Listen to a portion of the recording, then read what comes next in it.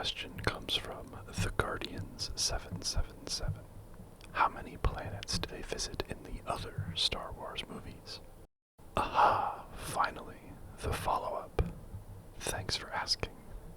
Let us dive back into the Star Wars universe and see which planets they visit in The Clone Wars, Solo, and Rogue One.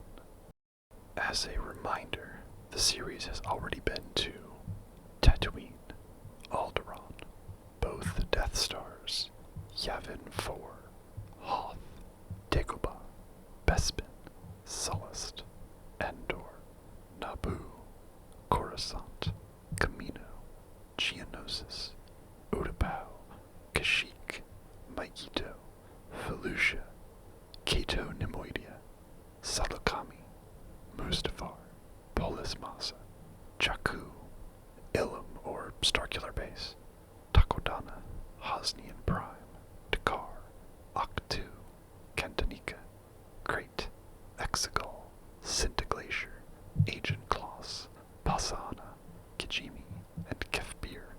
So, if any of our new stories take us to any of these 34 places, I will still count them as repeats.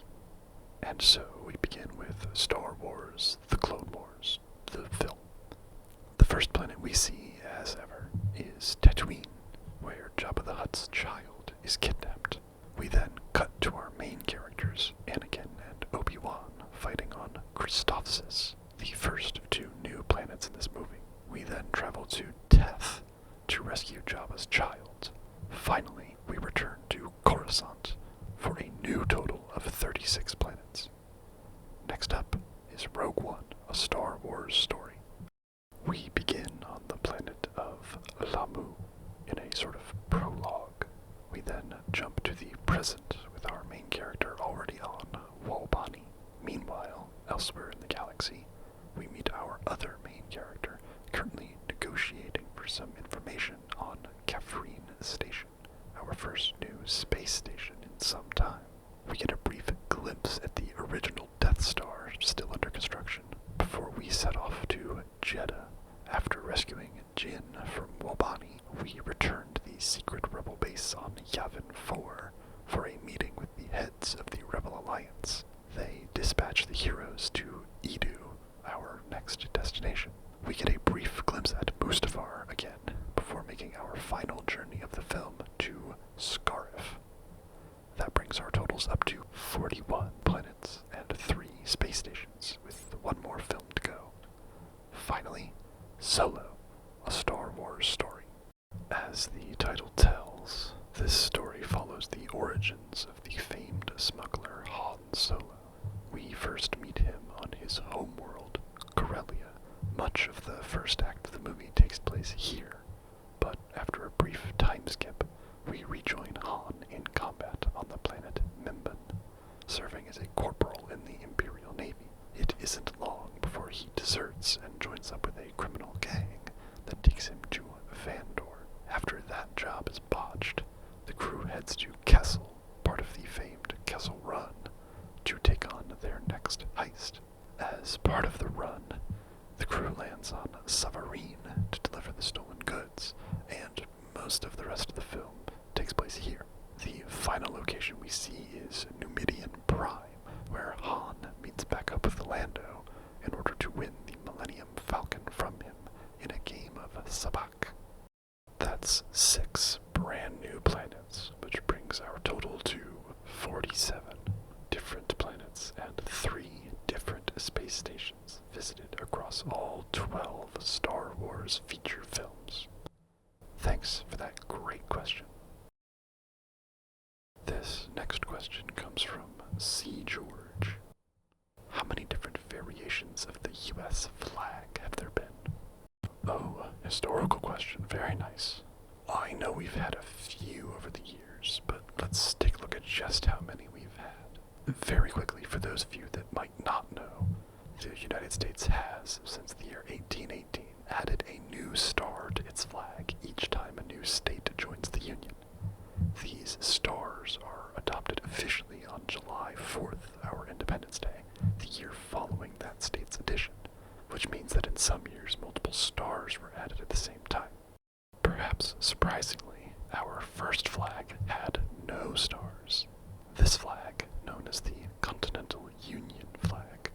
was the flag used by the 13 colonies during the first year or so of the Revolutionary War. It bore a striking resemblance to the flag of the East India Company, and so was changed partway through the war to one a little more familiar to most Americans. Just kidding. We had 6 different designs of flag. The U.S. hadn't laid down many official requirements for the American flag, simply that it had to have 13 stars, white on a blue field, and 13 stripes, red and white alternating. These flags' primary uses were on naval vessels, not as a national identifier, so each captain was free to choose whichever design pleased them. In 1795, when Kentucky and Vermont became states, we adjusted the flag to include 15 stars and 15 stripes. Then, in 1818, as mentioned earlier, we added 5 more stars to the flag for Tennessee, Ohio, Indiana, Louisiana, and Mississippi, and officially set the number of stripes going forward to be 13. This allowed us to honor both the states, each with their own star, and the original colonies, each with their own stripe. As you can see, we still haven't locked down the orientation of the stars on the flag, and we won't for a very long time. Illinois gets added next, now our 11th iteration of the U.S. flag. It is followed by Alabama and Maine, then Missouri, and then Arkansas. At this point, we have 25 states, halfway there, and 16 versions of the flag. Our next additions are Michigan, Florida, and Texas, which brings us now to 20 flags. Iowa comes next, followed by Wisconsin, California, and Minnesota brings us to 25 flag designs and only 32 states. The addition of Oregon begins a trend of multiple designs for each new state added that doesn't come to an end until 1890. Kansas brings us up to 31 flags. West Virginia makes 33. Nevada makes 35. And Nebraska makes 38 flags and 37 states, marking the first time we've had more flag designs than stars on the flag. Adding Colorado is the last time we have any variation on the flag design, bringing us up to 41 flags. The next alteration adds North Dakota, South Dakota, Idaho, Washington, and Montana, which brings the number of stars, 43, back above the number of designs, 42, where it will remain until today. Wyoming, Utah, and Oklahoma each get their own flag design as they join the Union. Our final multi-state change comes with the addition of New Mexico and Arizona. This 48-star flag is also the second longest running flag of the United States, only behind our current flag. Our last 2 additions are, obviously, Alaska, which stood for only a single year before finally being replaced with the flag we all know in 1960 as Hawaii was added. This means that the U.S. has had almost as many different official flag designs as it has had states, 48. Thanks for that glorious question. I could not believe we had that many flags.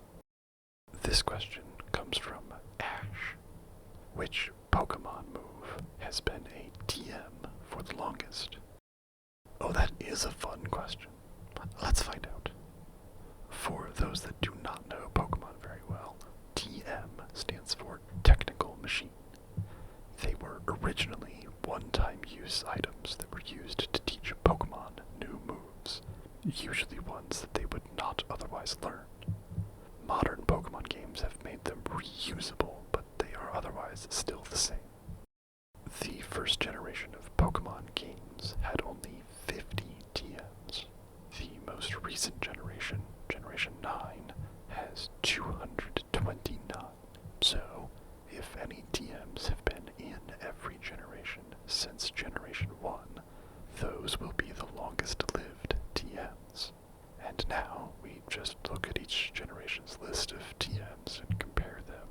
each other to find out if that is the case. And it is. There are 10 TMs that have been TMs in all 9 generations of Pokemon games. A few of them have had their TM number changed game to game, but these 10 moves are teachable in any generation. Blizzard, Dig, Earthquake, Fire Blast, Hyper Beam, Psychic, Rest, Solar Beam, Thunder, and Toxic.